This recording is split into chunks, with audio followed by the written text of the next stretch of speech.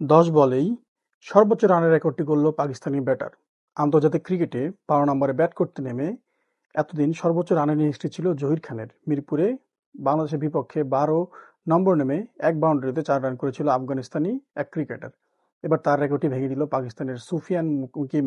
নিউজিল্যান্ডের বিপক্ষে চলমান সিরিজে ওয়ানডেতে আজ মাঠে নেমেছিল পাকিস্তান। সেখানে পাকিস্তানকে ২৯৩ রান টার্গেট দেয় কিউরা। এই লক্ষ্য তাড়া করতে উইলের বলে হ্যারিস রৌফের হেলমেটে আঘাত আনে।